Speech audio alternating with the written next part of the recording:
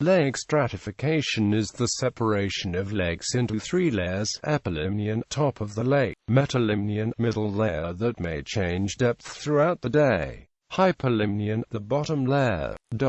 The thermal stratification of lakes refers to a change in the temperature at different depths in the lake, and is due to the change in water's density with temperature. Cold water is denser than warm water, and the Epilimnion generally consists of water that is not as dense as the water in the Hypolimnion. However, the temperature of maximum density for fresh water is 4 degrees Celsius.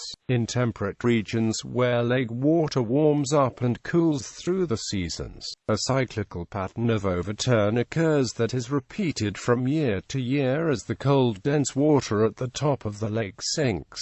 For example, in demictic lakes the lake water turns over during the spring and the fall. This process occurs more slowly in deeper water, and as a result, a thermal bar may form. If the stratification of water lasts for extended periods, the lake is meromagmatic. Conversely, for most of the time, the relatively shallower meres are unstratified. That is, the mere is considered all Epilimnion. The accumulation of dissolved carbon dioxide in 3 meromagmatic lakes in Africa is potentially dangerous because if one of these lakes is triggered into limnic eruption, a very large quantity of carbon dioxide can quickly leave the lake and displace the oxygen needed for life by people and animals in the surrounding area. Natural resource and environmental managers are often challenged by problems caused by lake and pond thermal stratification. Fish die-offs have been directly associated with thermal gradients, stagnation, and ice cover. Excessive growth of plankton may limit the recreational use of lakes and the commercial use of lake water. With severe thermal stratification in a lake, the quality of drinking water also can be adversely affected. For fisheries managers, the spatial distribution of fish within a lake is often adversely affected by thermal stratification, and in some cases may indirectly cause large die-offs of recreationally important fish. One commonly used tool to reduce the severity of these lake management problems is to eliminate or lessen thermal stratification through aeration. Many types of aeration equipment have been used to thermally destratify lakes.